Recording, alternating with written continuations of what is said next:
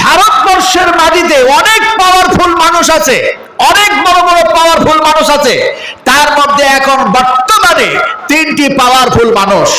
একটি পাওয়ারফুল মানুষের নাম হচ্ছে নরেন্দ্র মোদী, আর একটি পাওয়ারফুল মানুষের নাম হচ্ছে অমিত শাহ, আর একটি পাওয়ারফুল মানুষের নাম হচ্ছে রাজনাথ সিং। এই তিনটি মানুষ নেতৃত্ব দিচ্ছে অন্যান্য পাওয়ারফুল মানুষগুলিকে। এখন সব কথা খুলে বলতে পারবো না। এই তিনজন মানুষ সবাইকে যা বলল, তার মধ্যে অমিত শাহ বলেছে सारे पश्चिम बंगाल में एनआरसी चालू होगी, আর পশ্চিম বাংলা ছাড়াও সারা ভারতবর্ষের জন্য এই আইন কার্যকারী হবে। এনআরসি, সিএএ, এমপিআর, এই তিনটি আইন শুধু এখন এরা চালু করতে চাইছে না, মুহাম্মদ রাসূলুল্লাহ সাল্লাল্লাহু আলাইহি ওয়াসাল্লামের জামানাতেও সেই তিনজন পাওয়ারফুল মানুষ তারা এই তিনটি আইন চালু করেছিল। আল্লাহ পাক তাদের কথাগুলি কোরআনের মধ্যে কোট করেছেন। এখন এই তিনজন মানুষ বর্তমানে এরা বলল যে সিএ, এনআরসি, এমপিআর এগুলি চালু করতে হবে। সিএ কি জিনিস, এমপিআর কি জিনিস, এমনি করে দেখা যায় এগুলি কি একটা একটা করে যদি আমি বলতে যাই, বুঝাতে যাই, অনেক সময় লেগে যাবে। আমি অনেক সময় না নিয়ে শুধু এতটুকু বলি যে সিএ, এমপিআর, এনআরসি এই সমস্ত চালু করেছিল বিশ্বনবী মুহাম্মদ রাসূলুল্লাহ সাল্লাল্লাহু আলাইহি ওয়াসাল্লামের জামানায়। যে তিনটি লোক চালু করতে চেয়েছিল সেই তিনটি মানুষ একটি ঘোষণা করলো, শোনো, এই আরবের মাটিতে, এই আরবের ভূমিতে, এই পৃথিবীতে আমাদের দপট চলে, আমাদের হুকুমত চলে। ফলে এ জায়গায় নতুন করে কোন মানুষ কিছু কথা বলবে আর তার কথাটা কার্যকারী হবে, এটা আমরা মানতে পারি না। যে লোকটার কথা বলল, যে মানুষটার কথা বলল, তার নাম হচ্ছে মুহাম্মদ রাসূলুল্লাহ সাল্লাল্লাহু আলাইহি ওয়াসাল্লাম। নবী বলেছেন, ও শোনো পৃথিবীর মানুষ, আমি এক আল্লাহর পক্ষ থেকে আমি নবুয়ত পেয়েছি, আর আমি যেন এমনি করে তোমাদের কাছে নবী হয়ে এসেছি, আর সেই এক আল্লাহর কথা শোনাবার জন্য এসেছি, তোমাদেরকে শোনাইতেছি। আর আমি যা বলতেছি আর তোমরা যা শুনতেছো, এর জন্য আল্লাহ আমার জন্য যথেষ্ট। সুবহানাল্লাহ পড়েন, এর জন্য সুবহানাল্লাহ। এখন নবী কি শুনিয়েছিলেন? নবী যা শুনিয়েছিলেন তিনি বলে দিয়েছিলেন, আল্লাহ হলেন একজন, আল্লাহ মোটেও যেন একের অধিক নয়, ফলে এক আল্লাহকে সিজদা করা লাগবে, আর আমরা তার যেন এমনি করে বান্দা, ফলে যেন তার আইন মানা আমাদেরকে লাগবে। মালদা জেলার মানুষ বলুন তো, আইন মানবো কার? আমরা আইন মানবো কার? আরো জোরে বলুন, কার আইন মানবেন? এক আল্লাহর আইন আমাদেরকে মানতে হবে। এখন আপনাদেরকে এই যে কথাগুলো আমি শোনাচ্ছি, আপনারা শুনছেন, আমি বলছি, আমার বলা হচ্ছে, আর আপনারা শুনছেন, আমরা বক্তা শ্রোতা। কিন্তু সবচেয়ে যিনি ভালো সাক্ষী গাওয়া এ ব্যাপারে, তার নাম কি? তার নাম কি? আল্লাহ। একটু জোরে বলুন, তার নাম কি? নবী মুহাম্মদ সাল্লাল্লাহু আলাইহি ওয়াসাল্লাম যখন কথা বলতেন, সেই জামানার সেই পাওয়ারফুল মানুষগুলি যেন ডিনাই করত, অমান্য করত, নবীর মন যেন খারাপ হয়ে যেত। আল্লাহ পাক সে সবাই নবীকে বললেন, ও নবী, মন খারাপ করো না, তাদেরকে তুমি শোনায় দাও যারা তোমার কথা অস্বীকার করতেছে, অমান্য করতেছে, তুমি তাদেরকে শোনা দাও। কুল কাফা বিল্লাহি শাহিদান বাইনি ওয়া বাইনাকুম ইন্নাহু কানা বিইবাদিহি খাবীরাম বাসীরা। ও নবী, আপনি বলুন, কাফা যথেষ্ট, বিল্লাহ আল্লাহ, শাহিদান সাক্ষীর ব্যাপারে, বাইনি ওয়া বাইনাকুম তোমাদের মধ্যে আর আমার মধ্যে যা আলোচনা হচ্ছে এগুলি সব আল্লাহ পাক যেন এই ব্যাপারে যথেষ্ট সাক্ষী গাওয়া, আর তিনি শুনতেছেন আর তিনি দেখতেছেন বান্দাদের ব্যাপারে, তিনি একেবারে অবগত আছেন। আপনাদের এবার বলি, এখন রাসূল কারীম সাল্লাল্লাহু আলাইহি সাল্লাম যখন এই কথা বলছেন, সে সময় তারা বললেই তো ভারী মুশকিল, এ তো দেখা যায় এক আল্লাহর কথা বলতেছে, আর তিনি বলছেন যে নাকি আল্লাহ সব ব্যাপারে সাক্ষী আর গাওয়া সবচেয়ে উত্তম। ফলে দেখা যায় এই মানুষটাকে মক্কা থেকে বিতাড়িত করতে হবে, একে যেন শেষ করে দিতে হবে। এই বলে তারা যেন একটা মিটিং ডাকলো, বহু দূর দরাজ থেকে মানুষগুলি আসলো। এমন সময় যেন দেখা যায় মানুষ যারা এসছে, বড় বড় নেতারা এসছে। আনজান নতুন একজন যেন কে কোথা থেকে আসলো, চুলগুলো তার উস্কো খুস্কো হয়ে আছে, জামাগুলি দেখা যায় সেই রকম। এমন সময় সে এসে বলল, ও দেখা যায় আবুল আসওয়াদ, আবুল বাখতিয়ার, আবুল হাকাম, তোমরা নাকি মুহাম্মদুর রাসূলুল্লাহ সাল্লাল্লাহু আলাইহি সাল্লামের বিরুদ্ধে নাকি তোমরা একটা কোন ষড়যন্ত্র, কোন আইন তৈরি করতে চাইছো। বলে আমরা সেই ষড়যন্ত্র করেছি, আর আমরা একটা যেন আইনও তৈরি করতে চাইছি। এমন সময় সেই আনজান লোকটা ময়লা শৈলা, চুল উস্কো খুস্কো কেমনই কেমনই হয়ে আছে, সে যখন এই কথা বলল আর তারাও যখন জবাবটা দিয়ে দিল, সেই সময় ওই যেন দেখা যায় অপরিচিত মানুষটা বলল, যদি মুহাম্মদুর রাসূলুল্লাহ সাল্লাল্লাহু আলাইহি সাল্লামের ব্যাপারে কোন রকমের আইন তৈরি করতে চাও, আর নবীর প্রতি যারা ঈমান আনতেছে তাদের ব্যাপারেও যদি সেই একই আইন তৈরি করতে চাও, তাহলে আইন তৈরি করার আগে তোমরা সভাপতি নির্বাচিত করো, সভাপতি নির্বাচিত করো। পশ্চিমবঙ্গে মুখ্যমন্ত্রী আগে বিজেপির তৈরি করো, তাহলে পরে এ সমস্ত আইনগুলি তৈরি করা সম্ভবপর হবে। এটা হচ্ছে বিজেপির চক্রান্ত। ভালো করে কথাগুলি বুঝুন, আমি যে ওয়াজগুলি করতেছি কথাগুলি বলে যাচ্ছি।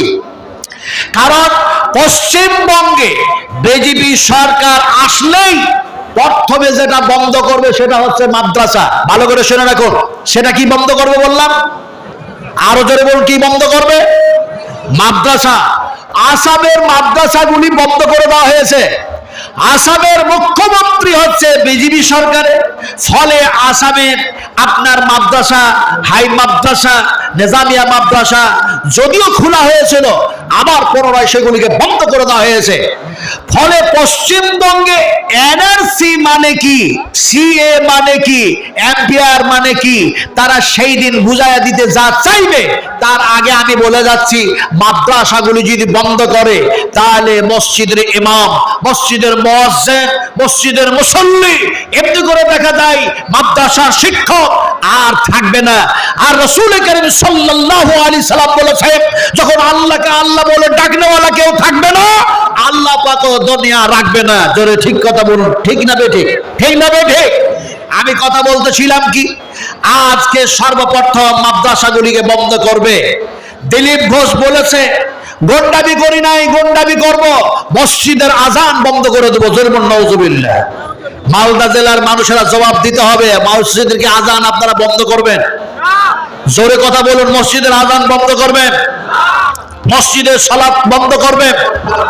আমার ভাইয়েরা, শোনার টুকরা, বিশ্বনবী মুহাম্মদুর রাসূলুল্লাহ সাল্লাল্লাহু আলাইহি ওয়াসাল্লামের বিরুদ্ধে, তাওহীদ রিসালাতের বিরুদ্ধে, কোরআনের বিরুদ্ধে দেখা যায় তারা মিটিং ডেকেছে। সেই ধরনের বড় বড় তাবর তাবর মানুষেরা সেখানে উপস্থিত হয়েছে, বলে সভাপতি নির্বাচিত করতে হবে।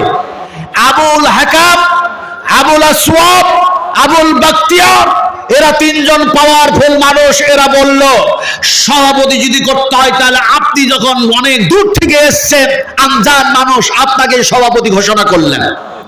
সভাপতি মঞ্চে বসলো। সভাপতি বলল, এবার আমি আদেশ করছি, তোমরা মুহাম্মদ সাল্লাল্লাহু আলাইহি সাল্লামের ব্যাপারে কে কি মন্তব্য করতে চাও, সেই মন্তব্য, সেই ডিপুটেশন, তোমরা আইন কি বানাতে চাও তা পেশ করো আমার সামনে। আবুল আসওয়াদ বলল, আবুল বাখতিয়ার বলল, এরা দুইজনের মধ্যে একজন আবুল আসওয়াদ বলল যে মুহাম্মদুর রাসূলুল্লাহ সাল্লাল্লাহু আলাইহি ওয়াসাল্লামকে আমরা বন্দী করতে চাই। এমন একটা ঘরের মধ্যে বন্দী করব, ক্যাপ, এখনকার দুনিয়ার যুগে নামটাকে চেঞ্জ করেছে, ক্যাপ। এখন ওই ক্যাপটা এমনি করে এম্পিয়ার দেখা যায় বন্দী করা হবে। এখন সভাপতি বললেন, কেমন করে বন্দী করবে বলো? বলে, একটি ঘর বানানো হবে, তার জানালা থাকবে না, তার গেট থাকবে না, তার ভেন্টিলেটর থাকবে না, কোনো দিকে যেন কোনো রকমের ছিদ্র থাকবে না, তারে সেই ঘরের মধ্যে ঢুকাইয়া দেওয়া হবে। আর যেন সেই গেটটাও যেন বন্ধ করে দেওয়া হবে। অক্সিজেন পাবে না, কাটা কবুতর নাই, ছটপট করে যেন মোহাম্মদ মারা যাবে। আগামী দিন লা ইলাহা ইল্লাল্লাহু মুহাম্মাদুর রাসূলুল্লাহ পড়া শব্দ বন্ধ হয়ে যাবে। এমন সময় সভাপতি বলল, কতক্ষণে তুমি ঘর বানাবে? কতক্ষণে মুহাম্মদ সাল্লাল্লাহু আলাইহি সাল্লামকে ধরে এনে ঘরের মধ্যে যেন ভরে দিবে? কতক্ষণে তার যেন অক্সিজেনটা বন্ধ হয়ে যাবে, শ্বাস প্রশ্বাস বন্ধ হবে, তুমি তাও বলতে পারো না। ফলে যেন দেখা যায় এ সময় অনেক যেন বেড়ে যাবে, অনেক সময় লেগে যাবে। আর তার বংশবলীর মানুষেরা যখন জানতে পারবে, তারা যেন সময় পাবে তোমাদের সঙ্গে মোকাবেলা করে মুহাম্মদের ছাড়িয়ে নিয়ে চলে যাবে। ফলে তোমার এই প্রস্তাবকে আমি সভাপতি ক্যান্সেল করে দিলাম। আবুল আসওয়াদ নীরব হয়ে গেল। আবুল বাখতিয়ারকে বলা হলো, তোমার কি রায় তুমি বলো। আবুল বাখতিয়ার বলল, আমার রায় হচ্ছে যে তাকে এই দেশ থেকে বিতাড়িত করে দাও, বন্দী করার প্রয়োজন নেই, দেশ থেকে বিতাড়িত করে দেওয়া হোক। এখন আওয়াজ উঠেছে, এখন দেখা যায় ভারতের মাটিতে সেই স্লোগান উঠেছে, তারা বলছে মুসলমানকে বিতাড়িত করা হোক। এখন দেখা যায় মুহাম্মদ সাল্লাল্লাহু আলাইহি সাল্লামকে বিতাড়িত করবে। সভাপতি বলল, দেখো, যদি মুহাম্মদ সাল্লাল্লাহু আলাইহি সাল্লামকে বিতাড়িত করে দাও, যে রাষ্ট্রে যাবে, যে দেশে যাবে, সেই দেশে গিয়ে ঘোষণা করে দিবে, সেই দেশে গিয়ে যেন কোরআন শোনাবে, সেই দেশে গিয়ে এক আল্লাহর কথা শোনাবে। আমরা যারা এখানে শুনতেছি তারা আমরা কারা? মুসলমান না হিন্দু? একটু জোরে বল, মুসলমান না হিন্দু? কোরআন শুনবে কারা? জবাব দিন, কোরআন শুনবে কারা? কোরআন মানবে কারা? আল্লাহ পাক কোরআনুল কারীমের মধ্যে এক জায়গায় বলছেন, ইন তাসমিউ ইল্লা আইয়ুমিনু বিআয়াতিনা ফাহুম মুসলিমুন। ও নবী, তারাকে কোরআন শোনাও, যারা শুনবে আর মানবে। আমার আয়াতগুলি তাদের শোনাও, আমার কথাগুলি তাদের শোনাও। যারা শুনবে আর মানবে, ফাহুম মুসলিমুন, তারা হবে মুসলমান, তারা হবে মুসলিম। এখন দেখা যায় সভাপতি বলল, মুহাম্মদ সাল্লাল্লাহু আলাইহি সাল্লাম যে রাষ্ট্রে যাবে, যে দেশে যাবে, যে রাজ্যে যাবে, সেখানে যেন আল্লাহর কথা কোরআন থেকে সে যেন শোনাবে। ফলে কোরআন শুনতে শুনতে শুনতে মুসলিমদের মেজরিটি বেড়ে যাবে, মুহাম্মদ সাল্লাল্লাহু আলাইহি সাল্লামের উম্মতের সংখ্যা বেশি হয়ে যাবে। ফলে যেন তোমাদের সঙ্গে মোকাবেলা শুরু করে দেবে। ফলে তাকে তাড়িয়ে দিয়েও কাজ হবে না। আমি সভাপতি আবুল বাখতিয়ার তোমার এই রায়কে ক্যান্সেল করে দিলাম। ডাক্তার জাকির নায়েককে তাড়ানো হয়েছে না হয় নাই? জবাব চাই। লোকটা ভালো না খারাপ? দু একজন বলছেন, সবাই মিলে বলা যায় না। জাকির নায়েক, ডাক্তার জাকির নায়েক ভালো না খারাপ মানুষ? তিনাকে তাড়ালো কে? মোদিজি বললেন ডাক্তার জাকির নায়েককে এনে দেব, দাউদ ইব্রাহিমকে এনে দেবো। আজও পর্যন্ত এনে দিতে পেরেছে? কালো টাকা বাইরে থেকে এনে দেবো, এনে দিতে পেরেছে? আমি সব রাজনীতি পলিটিক্সের ওপরে আমি যদিও করছি কোরআন থেকে, সব কথা তো আমি বলতে পারবো না। আপনাদেরকে জিজ্ঞেস করেছি, জোরে জবাব দিতে হবে। ডাক্তার জাকির নায়েককে যে তাড়ানো হয়েছে, এরপরও কি কোরআনের দাওয়াত বন্ধ হয়েছে? জোরে বলুন, বন্ধ হয়েছে? বন্ধ হবে না। তার মানে আল্লাহ পাক যতদিন চাইবেন তিনি তিনের দাওয়াতের কাজ তার বান্দাকে দিয়ে করিয়ে নেবেন, যে বান্দাকে আল্লাহর পছন্দ হয়ে যাবে। জোরে বলুন সুবহানাল্লাহ, আর জোরে বলুন সুবহানাল্লাহ। মিজানুর রহমানকে, মিজানুর রহমান আজহারীকে বাংলাদেশ থেকে বিতাড়িত করা হলো। মানুষটার জন্য জনগণ বলল তাকে তাড়ানো হয়েছে, আমরা এবার হেলিকপ্টার কিনে দেওয়ার জন্য চাঁদা তুলছি। জোরে বলুন নারায়ে তাকবীর, আর জোরে বলুন নারায়ে তাকবীর। এমনি করে দেখা যায় বর্ধমানের আবু তাহের বর্ধমানীকে তাড়ানো হলো। যে সময় আবু তাহের বর্ধমানী তিনি বই লিখতে গেলেন, তার বইগুলি ব্যান করা হলো, তার উপরে কেস হলো। তিনি জেলও খাটলেন, সব কিছু করলেন, তারপরেও গভর্নমেন্ট তাকে রাখতে পারলো না, তাকে বিতাড়িত করে দেওয়া হলো। বাংলাদেশে গিয়ে, ঢাকার মাটিতে গিয়ে সে যেন বাংলাদেশের মাটিতে গিয়ে মৃত্যুবরণ করলেন। হয়তো আল্লাহ পাক সেখানে তার মওত আর মাটি কাফন দাফন রেখে রেখেছিলেন ভাগ্যে। আবু তাহের বর্তমানে যে সময় তিনি বই লিখলেন, উল্টা বুঝলো রাম। ধর্ম কতগুলো আছে গোটা পৃথিবীতে জানেন? গোটা পৃথিবীতে ধর্ম কম বেশি প্রায় 4 থেকে 4,500 ধর্ম আছে। তার মধ্যে সর্বশ্রেষ্ঠ ধর্ম কোনটা আপনাদেরকে বলতে হবে। সর্বশ্রেষ্ঠ ধর্মের নাম কি? আরো জোরে বলুন, কি নাম?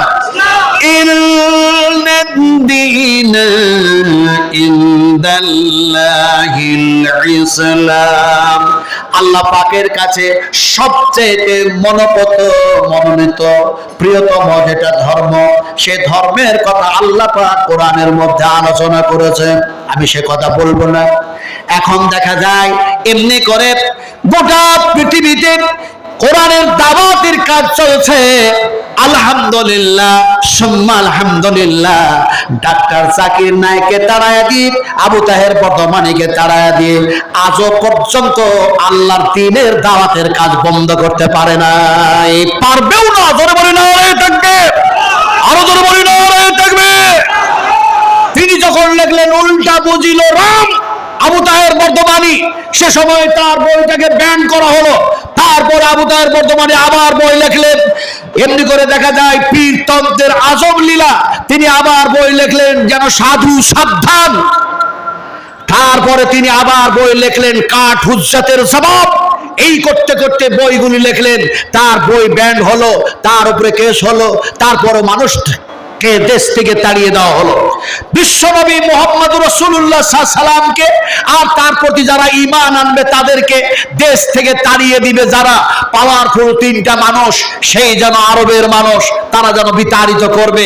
এর জন্য মিটিং ডেকেছে, আলোচনা চলতে আছে। সভাপতি বলল, আবুল বাক্তিয়ার, মুহাম্মদকে যদি তাড়িয়ে দাও তার জনসংখ্যা বেড়ে যাবে, সে কোরআনের দাওয়াত, আল্লাহর দাওয়াত দিতে থাকবে, ফলে যেন তাকে যেন তাড়ানো হবে না। এ তোমার রায়কে ক্যান্সেল করে দিলাম।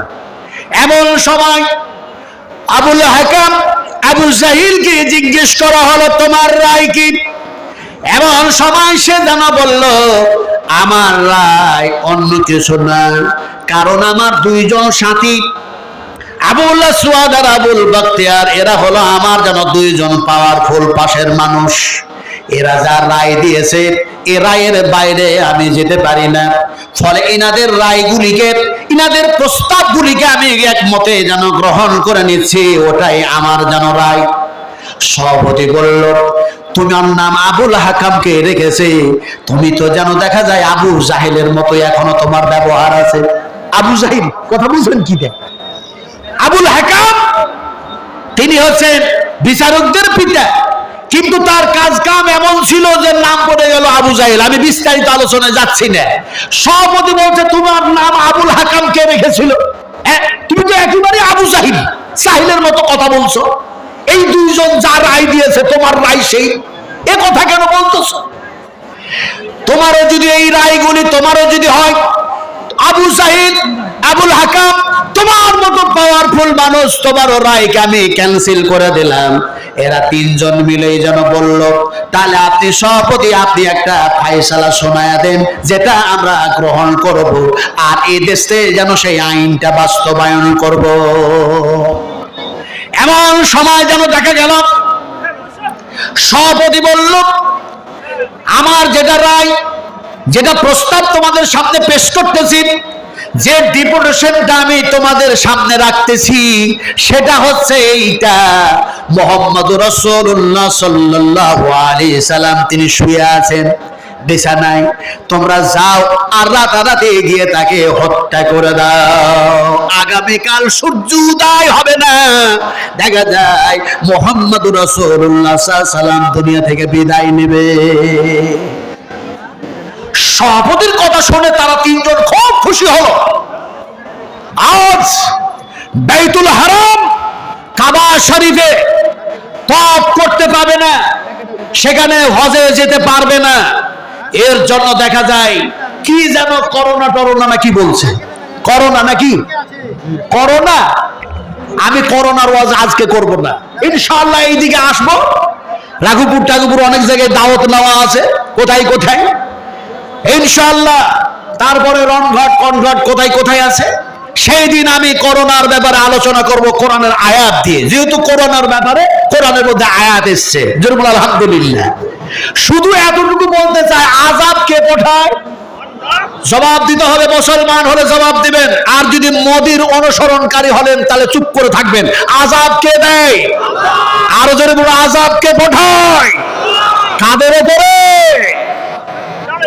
বলতে পারলেন না, আর বলতে পারলেন না। إن تعذبهم فإنهم عبادك وإن تغفر لهم فإنك أنت العزيز الحكيم।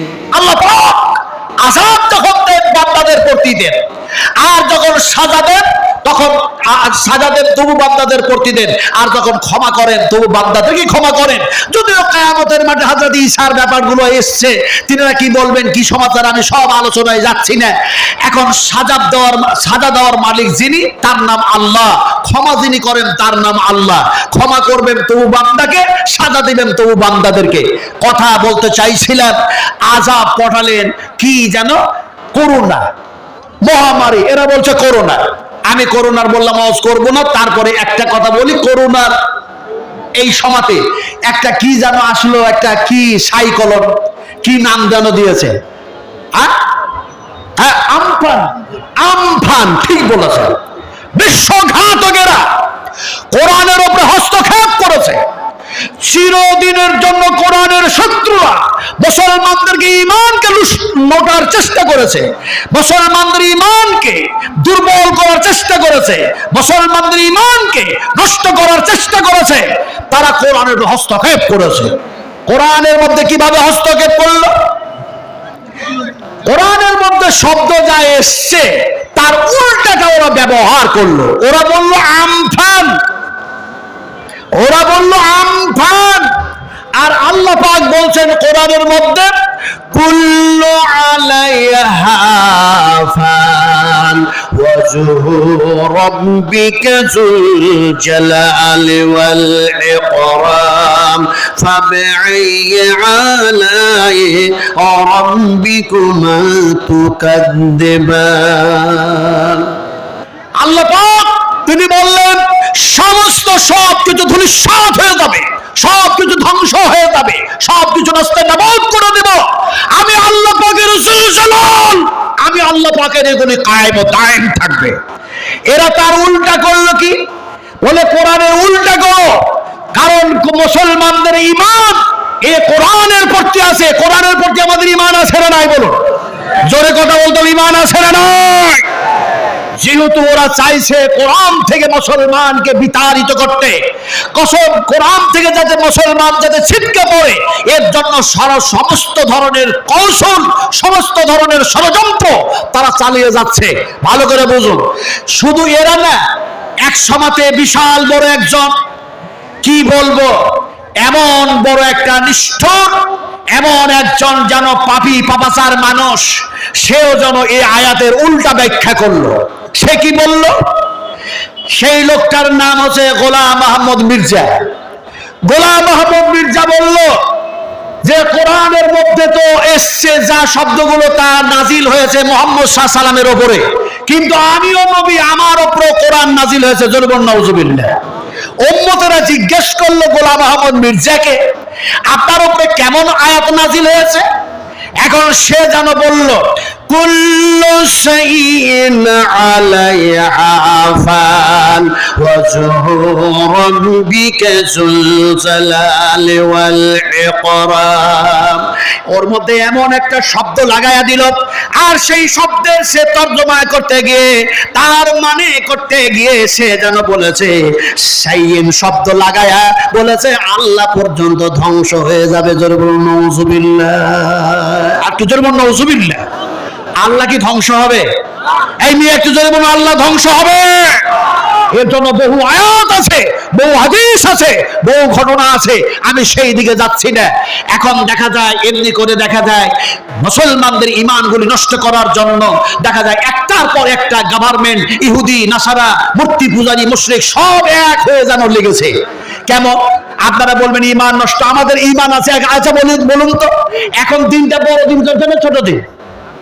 ওই মেয়া, বড় দিন না ছোট দিন? হ্যাঁ, ছোট দিন, বড় রাত। কিভাবে ঈমান নষ্ট করেছে দেখো। খ্রিস্টান যারা, ইহুদি যারা, তারা বড়দিন মানায় কখন? ডিসেম্বর মাসের কত তারিখ?